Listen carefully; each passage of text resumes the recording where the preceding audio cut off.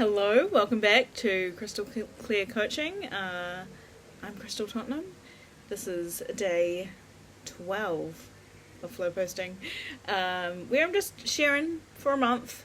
We'll make up to 31 days with the odd day that I jump over, but by the end it will be 31 days of just posting about tuning in with yourself on a regular basis.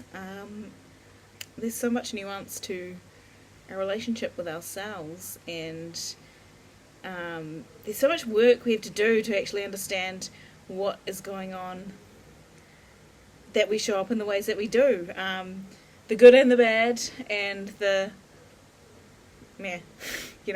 ways that we show up.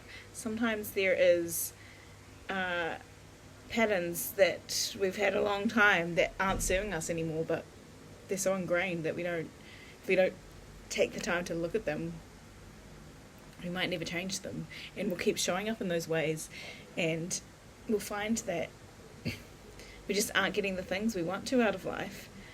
And it's pretty much usually, if not always, some younger version of yourself, usually between the ages of 3 and 7, that comes up as one of the first instances of this pattern, if not the first instance of this pattern, coming up in your life time and time again.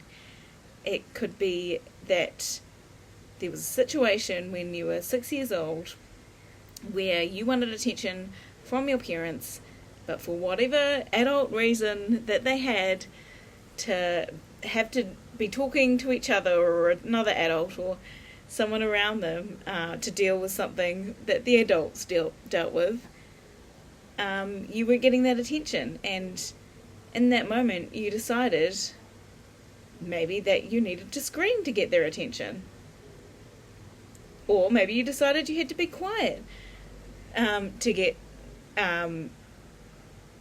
maybe not their attention, but to get the love and belonging that you needed from them at that young age, where you rely so much on your caregivers, and we all are wired for survival. That's really what it comes down to. And if we're not in love and belonging with those around us at that young age, we can't possibly feel safe to survive. So it's a survival mechanism, even if it has gone through a roller coaster that makes no sense to anyone else in your head, other than in your head, you in your head, as to why you felt the need to show up in that way. And then the more that you feel a situation is similar in the future, you find you show up in that way. Oh, well, that worked last time and we survived, so yay us, we survived, so let's operate that way again. And your brain basically looks for the bits and pieces that would show you that this is a similar situation, and the way to survive is like the last time we survived this kind of situation. But it's distorting and generalizing what that is the only way to survive sometimes. And it's usually a really potent memory, and it could be, honestly, if you were the adult in the situation, it could have just been another day, another small tiny moment, and you've made the child can make this big thing about it for there's clouds that change. It becomes a core memory. If you've ever watched Inside Out, that's a brilliant film at explaining the brain. I still need to watch Inside Out too, but so good. And it just if we've got those core memories, it becomes hyper-stabilized belief.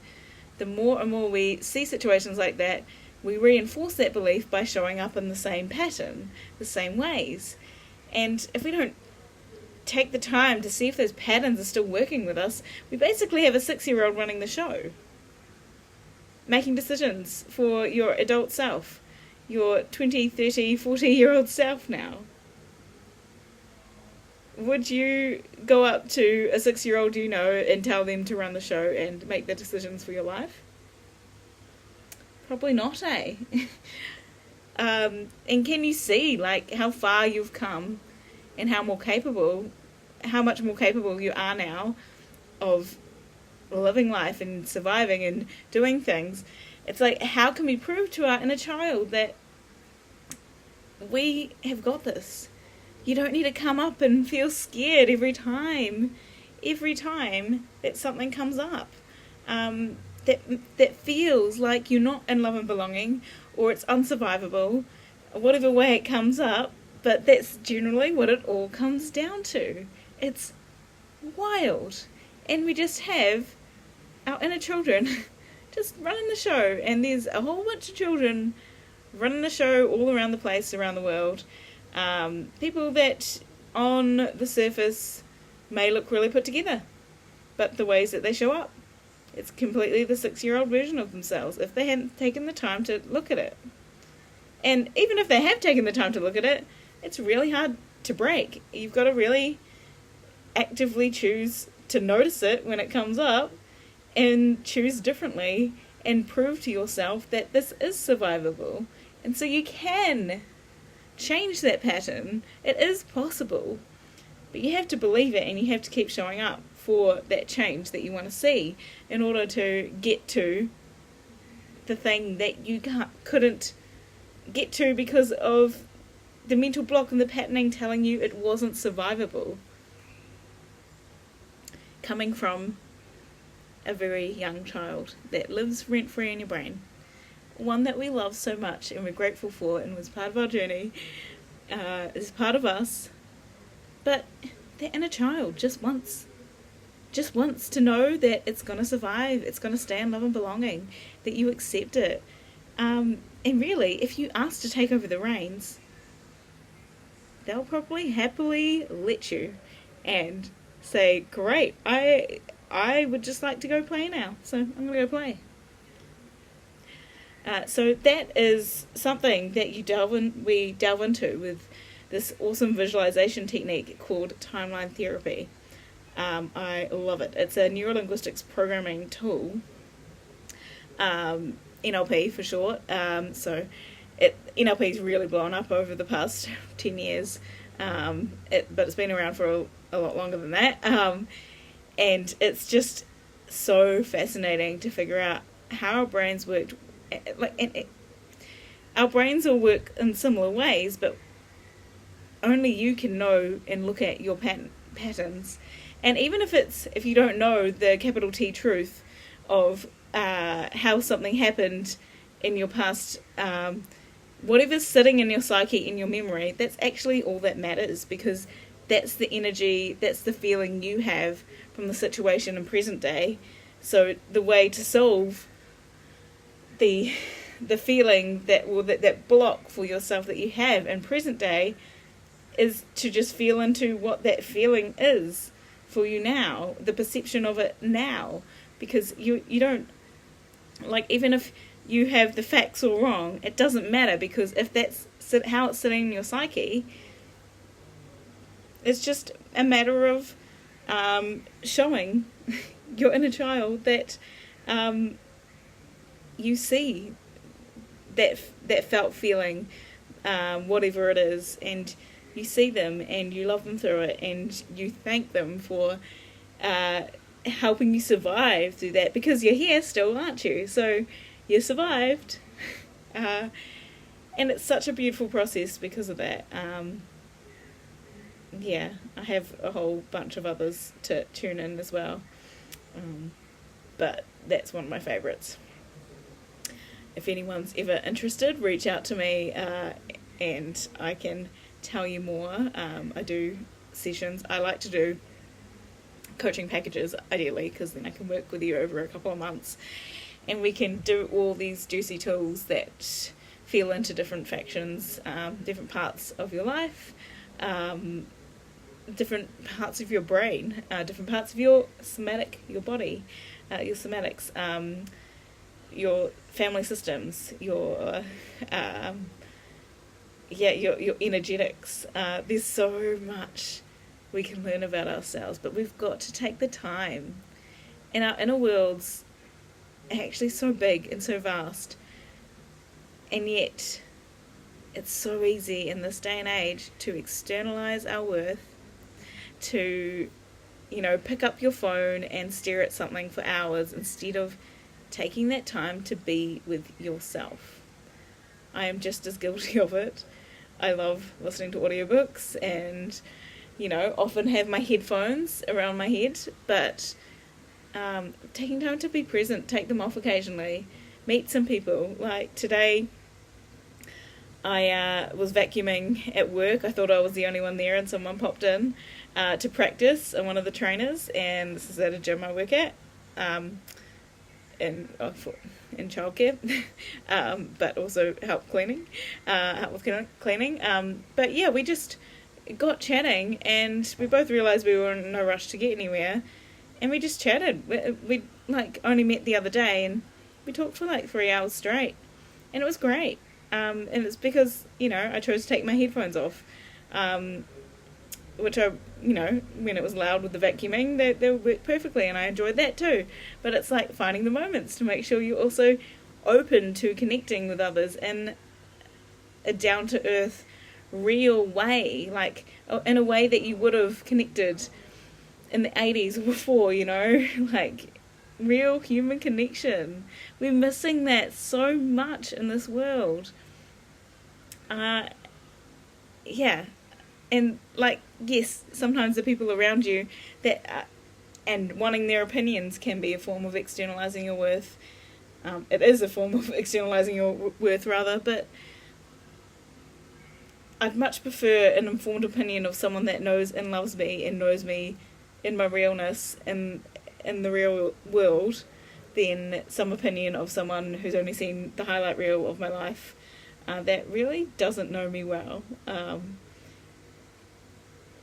But also, the more you sit with yourself and take that time to map out your internal worlds and figure out how your subconscious is running your patterns that serve you, but also the ones that don't serve you.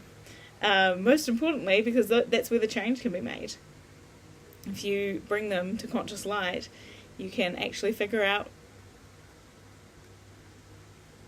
how you can get over those blocks. So good. But yeah, we just need to take the time to be with ourselves. And so I'm currently staying in a hostel, as I mentioned yesterday. I lucked out that my four-bed dorm, currently the other occupants are not in bed for the night yet, so I have the room to myself for a moment, so I took this opportunity to come talk to you guys. But yeah, it ain't pretty. You just got some pipe on the wall there. Practical. I've got PowerPoint there, and it's actually got USB. Very exciting. You gotta have that at a hostel, but the bed's a bit bouncy, rickety. I'm on a top bunk. I'm 36 years old. I'm getting too old for this, but we've got to make it work. But yeah, even tonight cooking dinner, I had my headphones and I was just going to listen to some stuff. And then I saw a couple of girls that I'd had chats with before, and I just was like, you know what, let's just take these off. And I had a good chat with them, and then turns out one of them she just bought a new dress, but she got it from an outlet mall, so she got a discount on it because the button had fallen off. And they had a replacement button. She was like, the only thing is now I've got to get it stitched back on, and I've got this thing to go to on Tuesday night. And I said, well, I'm actually a professional costumer, and I have my costume kit. I can go get it, in 5 or 10 minutes I'll have it fixed. And she was just blown away, But it was just that was something beautiful I got to do for someone that, meant a lot to her, but it was no skin off my back. It was super easy to do. Yeah, and it's just nurturing that human connection and taking that time to realise when you can, put down the outside noise, like the internet, I guess you could say, even if it's an audiobook or something and you're actually learning something. That can be great in moments too, but maybe it's just that you need less noise. Sometimes you just be with the world. I'm very guilty of trying to fill in every moment with noise, whether it be podcasts or audiobooks or music or calling someone. sometimes just sitting and actually being present and hearing the world and seeing the world as it passes you by is such a gift. And that's why it's called the present. So cheesy, but I love it. Anyway, some musings for you today. Yeah, take that time to sit with yourself. And obviously the best way to do it is through meditation. I'll put my hand up. I'm not that great at actually sitting down and doing a meditation. I much prefer guided meditation because otherwise my ADHD, monkey brain, wants to jump around too much and won't focus. But sometimes I just like putting binaural beats on, or subliminals, just like, or healing hertz, HERTZ hertz. That, so they have frequencies that can just help heal your body, and it's just such an easy thing to pop on in the background, and you can cleanse your space that way. It works. It makes you feel better, and even if it's just a placebo, it's just lovely. And like, there's so many things on YouTube, so many different videos people have made that feel into that, and Spotify as well. Like, and I like Spotify because you can't get distracted by the videos, and then you don't have the ads coming up if you've got premium, which I do.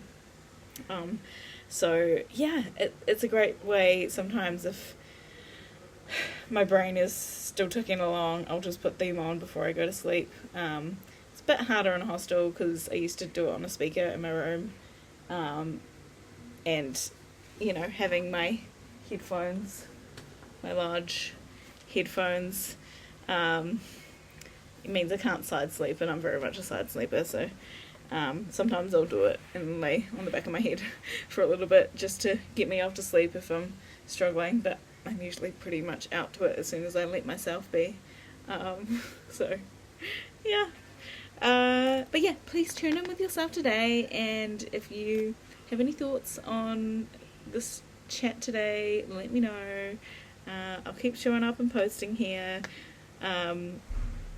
I think maybe the algorithm is starting to show some of my videos to the odd other person, whether they're watching 1 minute or 5 or more. I don't know. It's a all adventure, but also it doesn't matter because the whole point is me showing up, and even if it's just a little video diary for me, I'm happy with that. So much love to whoever you are, wherever you are, and yeah, have a good day and tune in with you.